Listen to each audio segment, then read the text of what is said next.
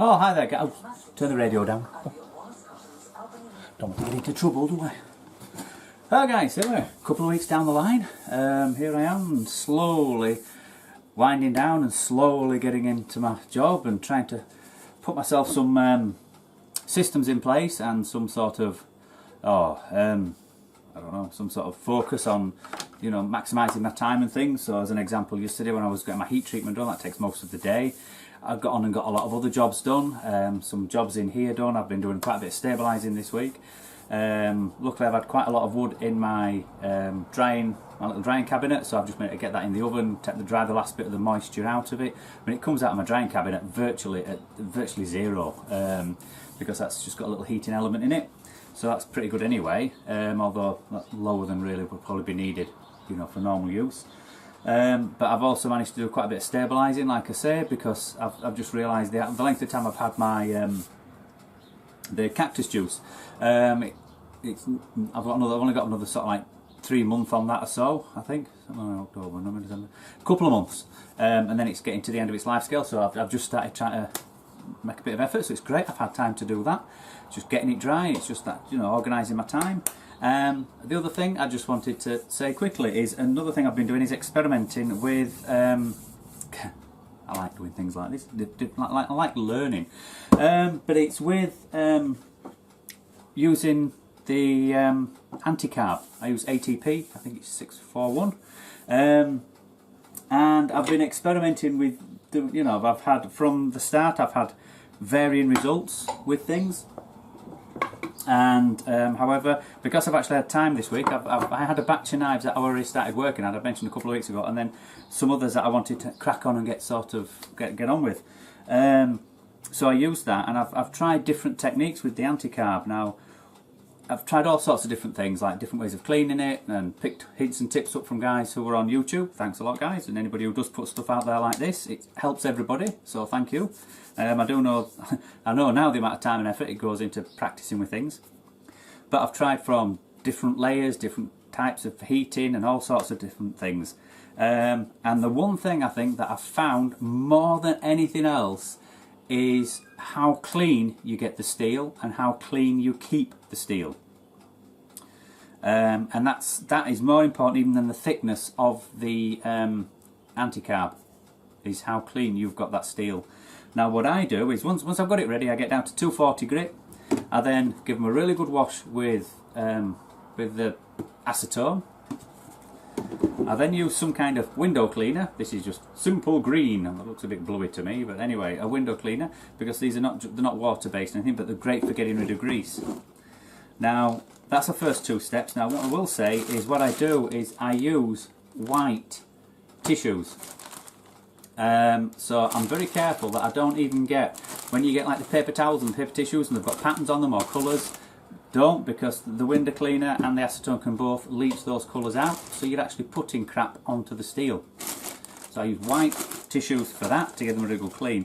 I then take them in the house and they get a really good wash in the hottest water I can stand and washing liquid. And for that, again, no colours. I've got some muslin. I got some muslin years ago for putting meat and things in, so you can get it from most cooking shops. But it's white, it's not bleached, it's not got colours and chemicals in it. So I've started using that, which is over the last couple of batches. And I give them a really good wash, then a rinse and dry them. Now what I do is, and after that, I do not touch the blades. I don't touch anywhere. If you touch anywhere where the anti-carb is going to go, you'll get grease from your fingers. And what I've found is my last 2 tests, I've got to the point whereby that's my cleaning. That's the cleaning I do. That helped. So each of these things that I've identified actually did help. They improved the finish. And then what you're doing with the anti-carb, I mean, bear in mind, even on a knife blade, really, the decarb that happens is only going in a fraction of a millimetre.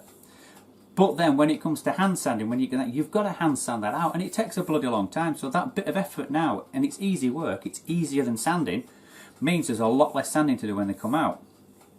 But as an example, hopefully this will show up now.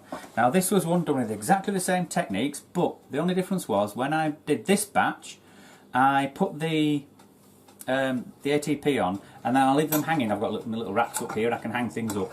And I left them overnight to make sure everything was dry before I put them in.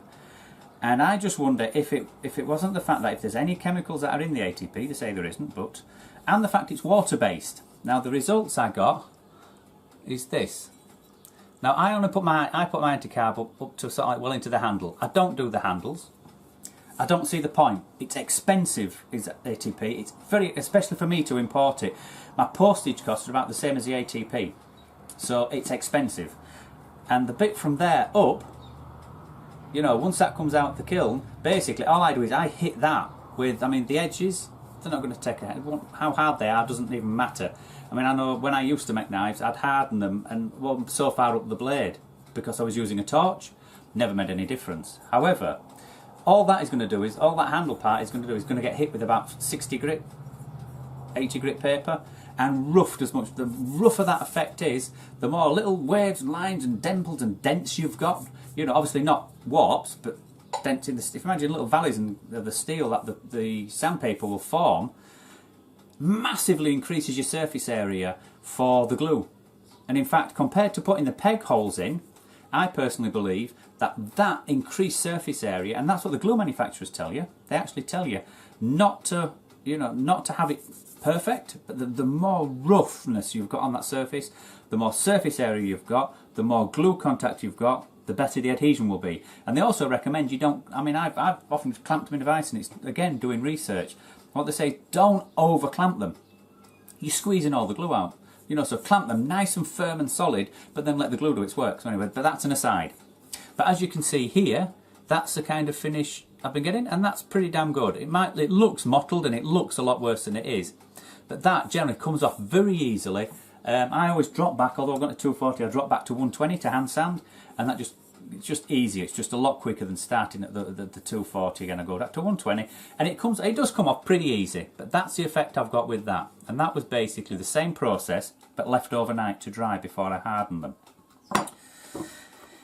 Here we have a knife that I did exactly the same with, and put it straight into the kiln. Now, two things here. One is I was using a gas torch to warm, and then I just thought, oh, if that's leaving any kind of chemical or residue on the steel, because it did help. Warming the steel definitely helps, but it left a bit of residue on it. So I bought one of the electric air strimmer, like the, you know, like a decorator's hairdryer.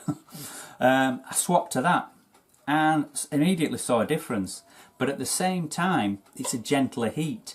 And what I found was just getting this to the point whereby you a bit up here, if you can just, and you touch it and you think, ooh, I don't want to hang on to that, but not, ooh, you know, you've just warmed it rather than heated it, so that when you're putting the ATP on, you'll notice a difference on here. If you try it yourself, you get to a certain point and the ATP sticks and it starts to dry really slowly, but you've got plenty of time, and I brushed mine on, you've got plenty of time to smoothen that out. If you get it too hot, it's drying almost as soon as it touches the blade, and you get a much more uneven finish. And I think just warming this steel, cleaning it the way I do, just warming it with the air gun so it's too hot to touch, that's all, just so you think, ooh, you know, you won't want to hang on to it, and then carefully applying that gave me more time to get a nice even finish. Obviously they hang up while I do each one, then I get the kiln and everything ready, then very carefully put them into the kiln, and off she goes. And that has been the best finish that I've had, and you can see the difference. You can see where the anti-carb goes to. So very pleased with that. So so the couple of main things there is, one, it's get that steel clean. Two, warm it, and I recommend an air gun, not a torch. Like I say, anything you don't put chemical, whatever you do, don't touch it. And I do it just before I was putting it into the kiln. So, you know, you do it, you apply your anti-carb, leave them hung up, you know, for a few minutes while you get yourself sorted, you get your gear out, get your kiln ready. Just gives it that few minutes, it's just sticking, it's starting to dry, into the kiln, and on we go. And that's, the actual manufacturer recommends that you leave it to dry before you do it. Now that's the effect when it leaves it to dry, and like I say, it will just clean up easier. It's not going to be a fraction on what they are. So anyway, that's my using ATP, and use it right. It's bloody, it's just when I first used it, I thought, God, it's not doing anything, it's shit, you know. And then each time when I've tried to Google it, I've read up on it, I've done everything I can to try and find out about it, and that's when I started the experiments on cleaning it. And it went from just using acetone, not very good really, you could see where it would blow off, there'd be lines on it and all sorts, to then cleaning the acetone off, to then washing it, to go into white cloths, to making sure I don't touch it, to changing to the air. It's all those things. So it's got to be really, really clean, and I recommend almost a 2-3 step process. Some don't, some might maybe just use the acetone because that gets rid of any heavy grease, and then a really good wash in the bowl. But this extra step takes, you know, a minute a blade, a minute, 2 minutes a blade, if that. But the effect has been dramatic. Same thing, you know, people I've seen a lot I've seen them on YouTube videos using the blowgun. Well, the air gun isn't putting any, again, you're not putting anything onto the steel, and I've got a better result from that. So anyway, I hope that was interesting. So I hope you guys are doing well out there. I'm calling this my vlog. I think this is vlog 5. I don't even really know what a vlog is. Video log. Just a bit of something. I just thought, I couldn't really think of anything. I've been that busy this week, and I'm trying to line up jobs and trying to get myself bloody working and stuff, and, you know, get some sort of systems in there. I haven't really had time to just sit and do something like this. But I just thought, when, you know, the results I've got for this set was so striking, I just thought, no, that's, you know, just for a change, that is something that's actually worth sharing. I personally haven't seen a video where anybody shows the results. They'll talk about it and they'll say, oh, I do this and I do that, and it comes out and they talk. I haven't seen a video where somebody actually shows the differences. And I've had others, I've tried cleaning them initially, and initially what I did was I'd just clean them with acetone and I put a layer on, and I ended up with like 3 layers on, and it was really thick. It never made any difference. The massive difference has been, and I keep 20th time I'm saying this, get the steel clean. You get the steel clean, warm it gently so the stuff just sticks, but isn't drying as soon as it touches. It just encourages it to stick, and the difference has been massive, absolutely massive. So I'm going to add on a little bit. I'll just show next at this point. I've got my little toaster oven. It's just going on above you. So if somebody with a really keen hearing is thinking, his video's ticking. It's actually because I've got my little toaster oven up there, and I've set that because I've got some. I've just got some scales I've brought out to try, not to try to cook off the resin, whatever they call it. Just about my toaster oven. So I'll put that on here.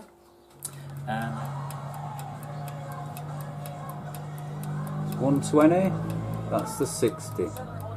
So I've set that around sort of like 80-90 mark, not sure exactly. It actually runs into the 90s, and yet as you can see that peaked at about 170.